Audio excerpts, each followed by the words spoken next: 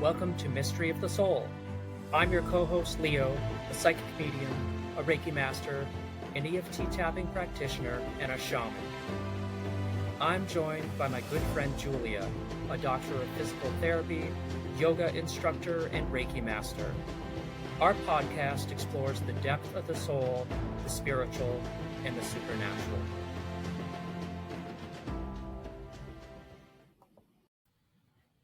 Welcome back, everyone, to Mystery of the Soul. I'm here with Leo. Hi, guys. And for those of you who don't know me yet, I'm Julia.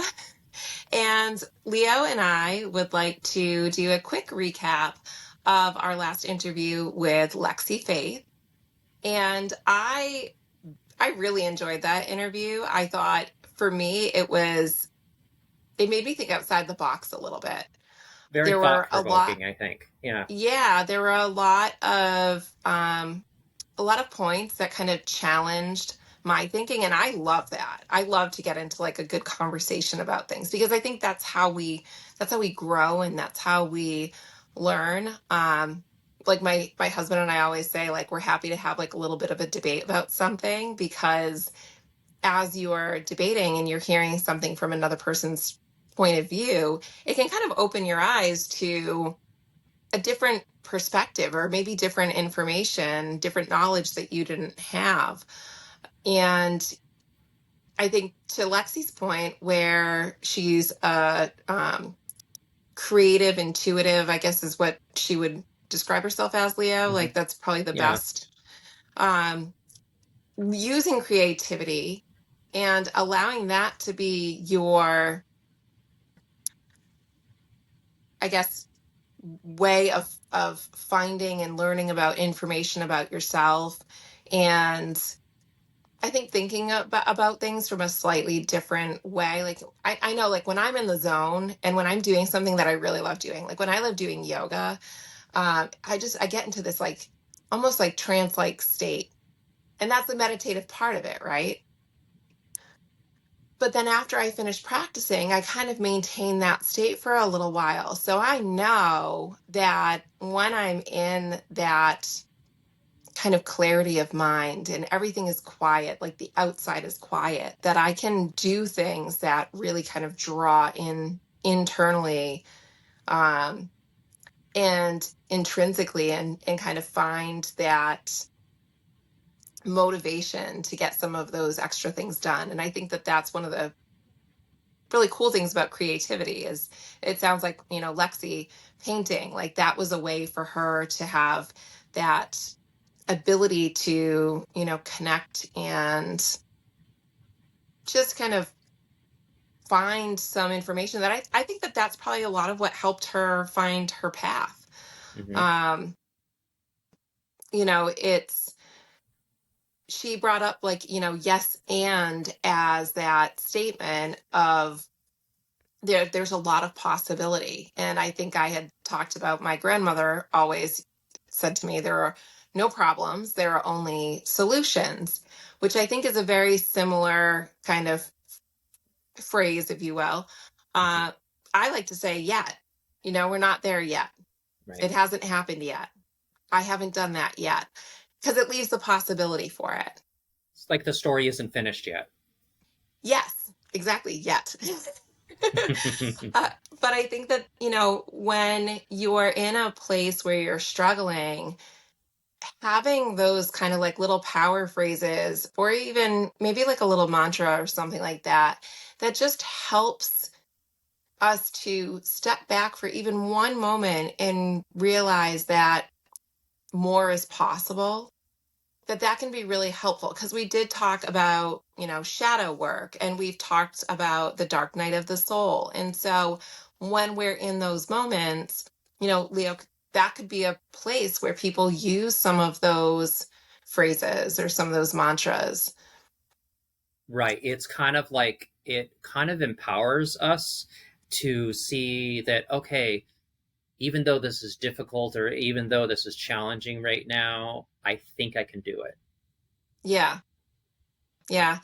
And, I think the other part of it is like she's mentioned, when you're moving and going through life, or Mhm. you're working your way through a situation I liked the analogy of it being like a river Right. where, the river is going to find the way.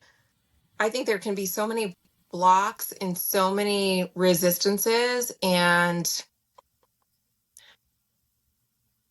there may be times where things are moving faster. Maybe that river is just flowing so fast that it's like, Mhm. ah, you know, I need to slow down. But I think that that's where maybe it's not just a river finding a different path, but maybe it's also knowing that like things aren't always easy. We're going to hit obstacles. Maybe there's a beaver dam, or maybe there's a man-made dam, or Mhm. maybe there is a waterfall. And, I think that what I took away from that is that things are very variable, and that if we can learn to kind of, and Leah, we say this all the time, like, okay, we're in this point of time where things are just crazy. Maybe it's just stopping and taking that breath. Maybe it's Mhm. that moment of, okay, things are moving really fast. I have to find my way to slow down and take a moment. Or, you know what? Maybe I just have to like throw my hands in the air and just enjoy the ride and know that it's going to slow down at some point. So I will be able to take a breath. Yes, and it's going to come. Um, that's kind of how I think about that. Yeah, and the other thing too is just kind of when we're going through things and using that river as the metaphor, that if rather than fighting the resistance, trying to swim back upstream against the current, if we just kind of turn around and lie back and go with the flow, it's going to be easier. Yeah. And we got into the AI discussion, Oh which, yeah. I mean, I think for all of us it's very unknown. Hmm. It's a big change. There's for a lot of people there it's very foreign. For other people they're kind of just diving right in, and I think getting a little bit more comfortable. And I know we came up and we chat about whether or not AI was going to do something negative for us, or whether or not AI was going to do something positive for us. And I thought it was a really good discussion because not only was it applicable for AI, but I think it applies to a lot of different things in life. And I think Lexi also mentioned that as well, that, if we're using something and we're using it in a positive way, and we're using it to help to stimulate, um, using our brain, and not just having it be something that we fall back on, or, No. you use as a crutch. Um, for example, hopefully she'll be doing a lot of like signing books when her book Right. comes out, right? Hmm. If she used AI and like, hey, what should I write in everybody's book as like a little note, then she's not really using her creativity. Right. But if she sits down and thinks like, what would I want to write? How would I want this to come, about for this person? And maybe she has a very like specific message and she's not sure how to shorten it. So she writes up a little message and asks AI like, how can I condense this? Make this And more it concise. yeah, and it takes her words and then condenses her words versus AI create this for me. Yeah, I think that's So, more of what it's about, right? It's yeah, leveraging it in a way with our own words. right. And so I think that, it's going to be interesting to see how this evolves. And I talk to people about this all the time. Uh, I think it's really going to be wild to see how we do utilize AI. But it, I do think that it can give us a lot of information. She even mentioned, even regarding getting research, you can use AI to help Hmm. to combine and condense and get some of the research that is out there. Yeah, we're still going to hit some of those paywalls that we were talking about. And for those of you who aren't, in a profession where those exist, basically it's if I wanted to find an article about somebody who had a knee replacement and like what are the most effective treatments about a knee replacement, there could be really great articles that were written with a lot of fantastic research, and I can't get access to that article unless I pay for it. or unless I pay for a service that allows me to have access for it. So I do think that, where we have some of those limitations, one of her points that she brought up is that there are ways to kind of work and get around that. And I do think that that's true. I also would just caution people, make sure that you're getting really good information with those things, because you don't want it to be from an unreliable source. But I think that, again, that's the beauty of AI, is that intelligence should be able to decipher between those things of what is truly valuable and is well researched and very reliable. Right. So, yeah, I mean, I thought it was a really interesting interview, Leo. Yeah, I think it went a lot of different places. It was interesting. But I think that I am very interested to see the work that she's going to do. Like she shared with all of us, she's working on her thesis. I'm sure she's going to have a lot of points that she has to, argue and provide, valid information. And I think she's going to do really well with it. So I'm Mhm. excited to see what she comes out with, because she really has a very interesting and amazing way about her. So I really am interested to see what she's going to do next, and also her book coming out, Altered States. So Mhm. when she has that come out, hopefully she'll let us know right away, so we can let everybody know where to find it and chat about the book as well. Yeah, awesome. Good recap. Yeah. Anything else you can think of with that interview, Leo?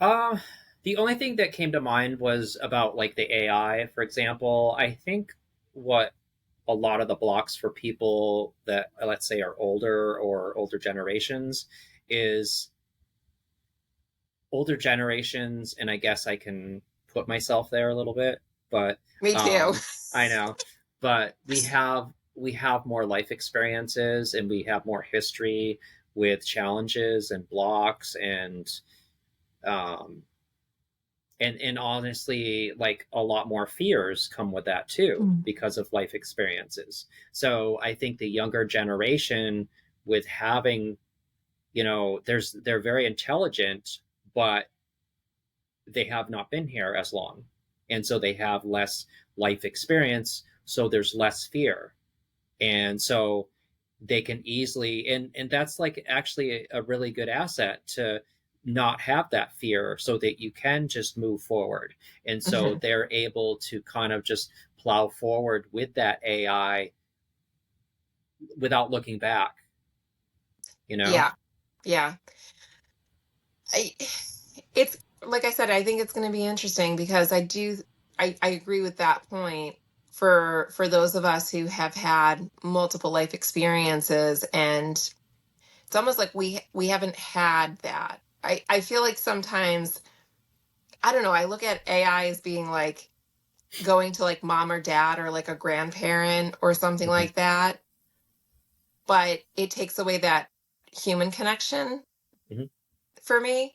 So I'd rather go and I'd rather ask like a trusted source, like a friend or my parents or my husband or like you, Leo. Like I'd Hmm. rather go to one of you guys and be like, what do you think about this? Let's talk it out. Let's figure it out, Hmm. versus like typing it up into a computer or a device and being like, hey, I don't know you and I've never met you, but Yeah. tell me what you think about this. But I think as AI grows, not only the younger generations, but like the older generations as well that are using it are feeding AI and they're Right. building it. And so a Right. lot of these experiences, whether it's from the younger generations or even the older ones that are comfortable working with AI, that's all being fed into the intelligence. Yeah.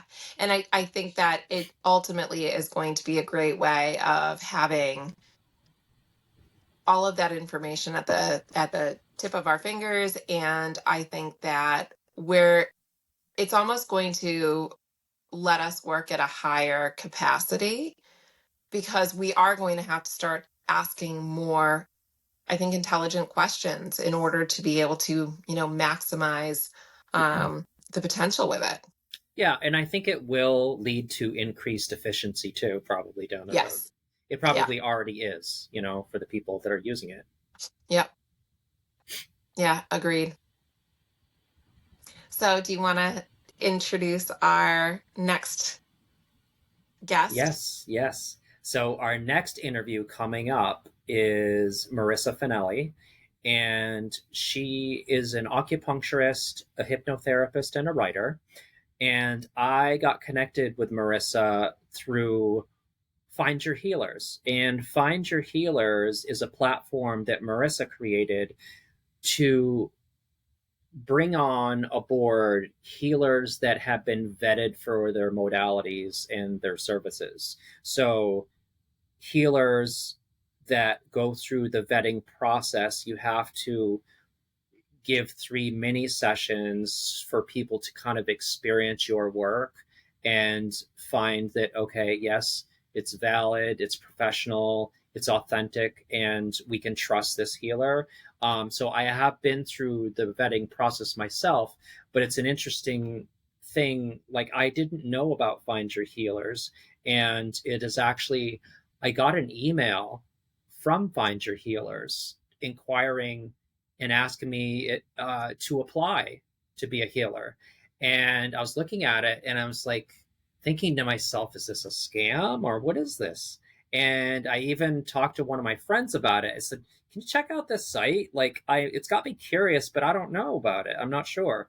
And she looked at it and she's like, well, I think it's real.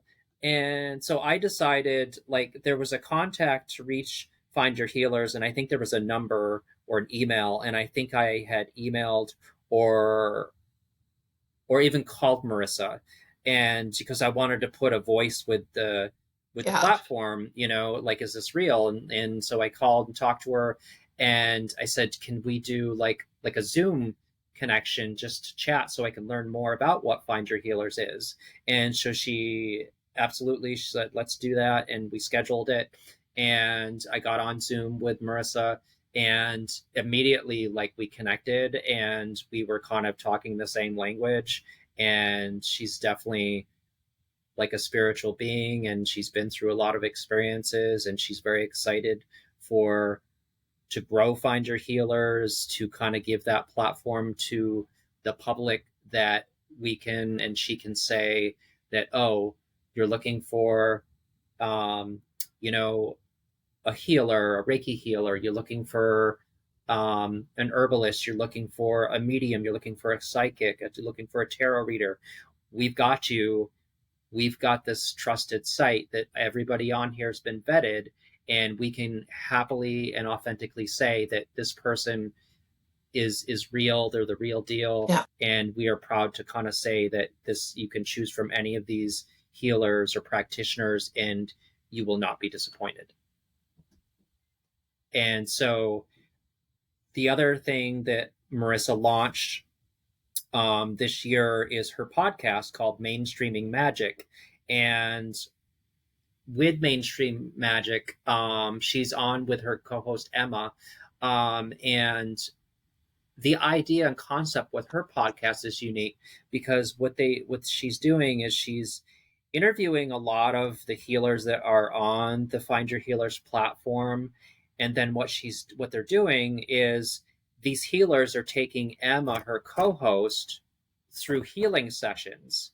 And so they go through the healing sessions either, during the episode, or if they're a little bit more in-depth type of session or longer, they do it behind the scenes. And then so they have like almost like a part 1 and a part 2 in one episode. So they talk about the healer, and then the part 2, if they're not doing a live healing, they bring in the part 2, and then Emma comes back and recaps her experience with that healer and what she got out of it, what she thought about it. And it's pretty cool. Yeah. That's cool. Yeah, it's pretty neat.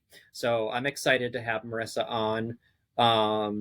And she's very passionate. She says she's very transparent. She says what she wants. She means what she says, kind of thing.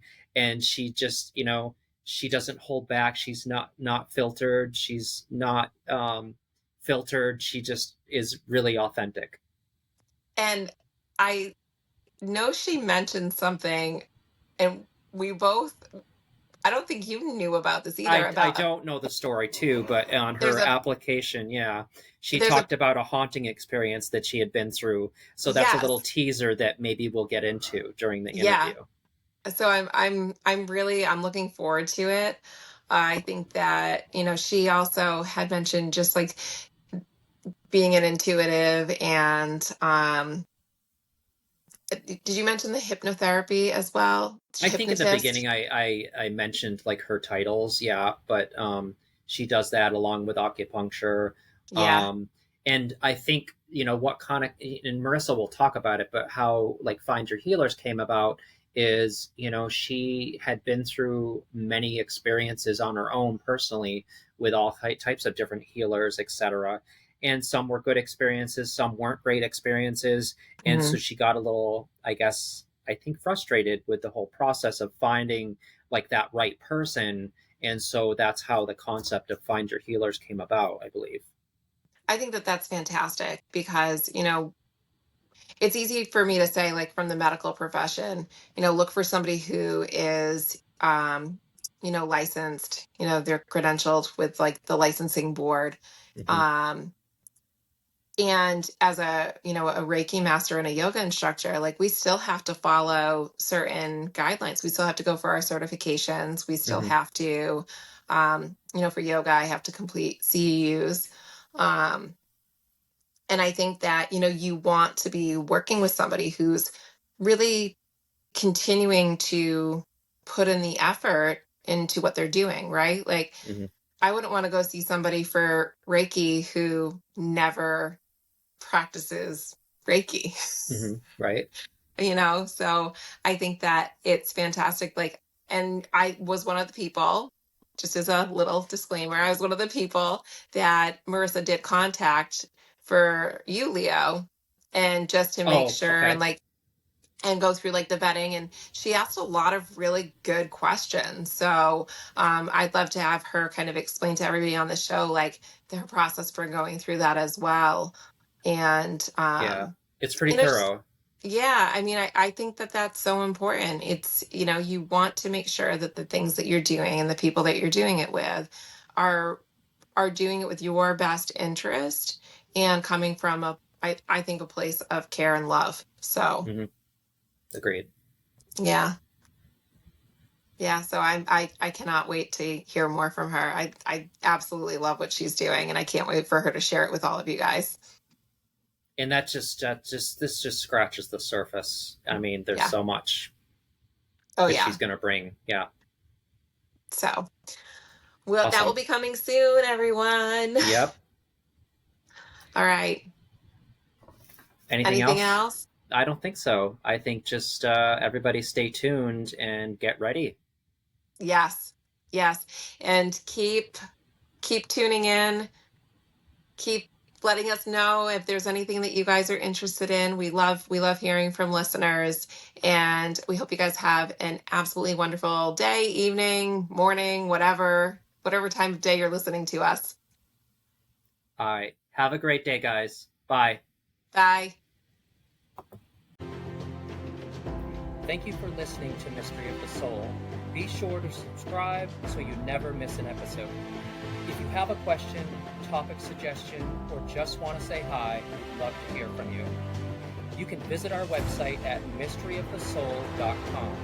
Reach us on Instagram, email us at mysteryofthesoulpodcast@gmail.com, and if you're interested in booking a session with Leo, visit his website at leojmccarthy.com.